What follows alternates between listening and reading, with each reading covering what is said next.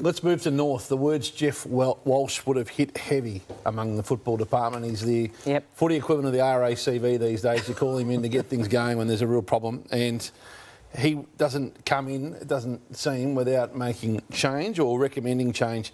David Noble, the North Melbourne coach today, said he welcomed, however, the review that's been forced upon him. I guess that's why we're very open to Walshy coming in, because we think we're trying to position things exactly where they should be. So you don't feel threatened at all? No, not at all. You know, I think what we'll find is that there'll be probably 80 or 90% of what we're doing is absolutely in the right direction. That was David Noble on SENSA last Friday, I should say. Now, Caro, what do you make of this? That's another step towards vulnerability in his role, isn't it? Well, yeah, if you read what I wrote on Saturday, I don't think David Noble will survive the season.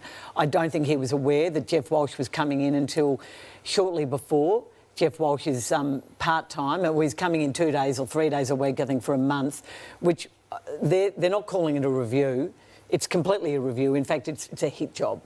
And it's not just aimed at the coach, clearly, but the coach not knowing about it. Even the CEO? Well, Anthony Stevens went to Jeff Walsh, and I think then Jeff Walsh spoke with Sonia Hood, who he'd worked with at the club previously. Ben Amafio only came in, well, I think he knew about it before last week, but he certainly, it wasn't his idea. And I mean, they're not saying that he's looking at the executive, only the football department, but there are going to be big changes. That's a strong term, Caro, a hit job.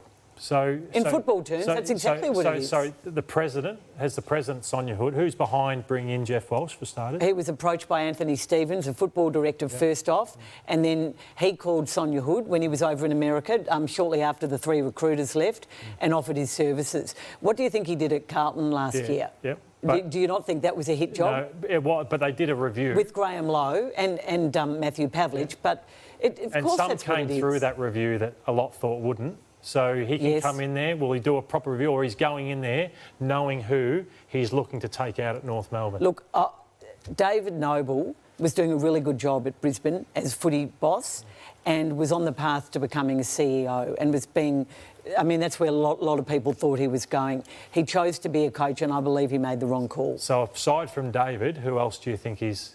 I think it'll be really interesting to see what they do about the football operation. I'm not knocking Daniel McPherson, but he's pretty inexperienced and quite young. Obviously, recruiting needs to be looked at, and even Brady Rawlings, the list manager, will be looked at. I'm sure... CEO? The CEO, I don't know, is under the parameters of the review, but I don't think Ben Amafio would be feeling safe. And I also am absolutely convinced that Paul Roos and Gerard Murphy won't be there. Certainly Paul Roos will surely not be on the payroll at the end of this year. Issues is the lack of improvement from their best and brightest prospects, including Taron Thomas. Let's have a listen to the coach speaking about his 3-touch performance yesterday. Taz has had a bereavement in his family this week and has really struggled. His nan passed away, and so he's struggled a bit.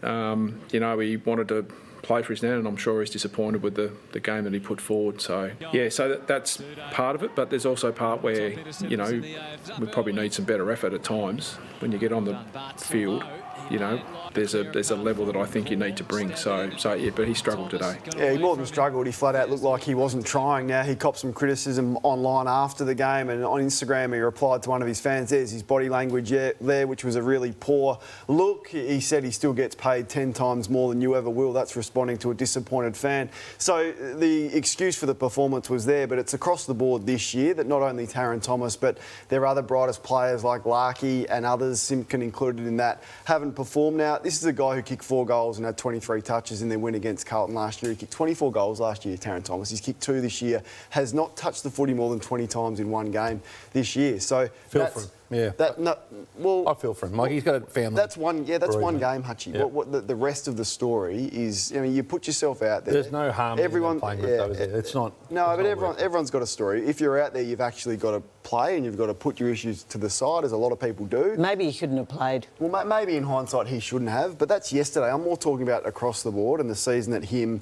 and the players that should be driving this club forward are failing to do. They need a disruptive move. They really do in North Melbourne. Not everyone threw it about Jeff Walsh, including Damien Barrett, and a lot of people who worked with Jeff at the club were disappointed when the way he left at the end of 2016. He was going to mentor the new footy boss. He went to Collingwood instead, didn't want to retire as it turned out. But I think what he did at Carlton absolutely justifies what they've done. I wonder, Lordo and Kane, whether the wild move here is to go and get a really well-established player at another club, offer them a 5-year playing and coaching contract, and try and build some respect by bringing culture in. So Scott Pendlebury would be the one for me.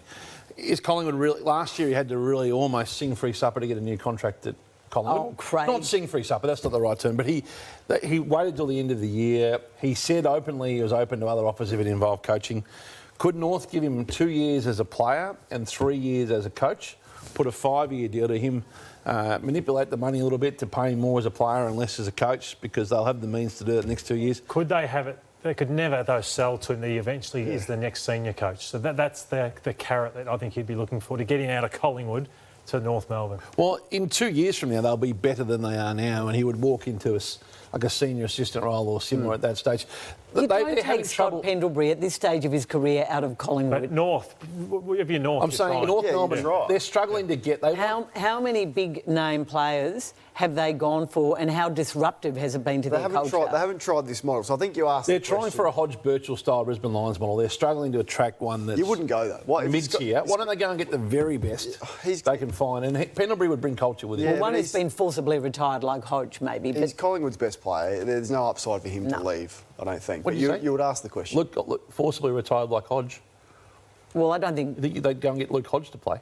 No, Hawthorn. Hawthorn forcibly retired him. I don't think he was necessarily as ready to retire as... If you got 1 year on offer at Collingwood and 5 years on offer at the Kangaroos. I love the idea from a North perspective. Trying to get him there is the tough part. What I worry about for North Melbourne is when you're going this poorly, people come after your players who would be unhappy with the way it's going. You call this the wildebeest the theory. wildebeest theory, Hutchie, and I'm thinking... Is that the right spelling? Not too sure, but preying on the weak. Yes, and I'm thinking Collingwood, That's the right spelling. If Jordan De Goey says, OK, I want to move on, I'm not happy, and we'll get to that later on, well, could Collingwood say, let's make it work for us, we lack a key forward? McStay might be a number 3, Kane, but Nick Larkey may well be a 50-goal, 60-goal forward. Cameron Zurhaar, could we get him fit? A club and say, could we get him and he could be a like star. A star. And this is why it's so depressing for North fans to watch this and go, how low can this get? But that's exactly what you would do if you're another club, and go and get Zurhaar, who's put contract negotiation on hold. Horn Francis is the same. Larkey will be a big marker for Larkey in their current climate. Yeah. And that's why the AFL is so worried about North, and why senior AFL people were also pushing or suggesting the Jeff Walsh move. And you mentioned this morning, I think on AFL.com, Stephen Silvani as a potential. Damien Barrett, raised that they should go straight after Stephen to try and front up their recruiting,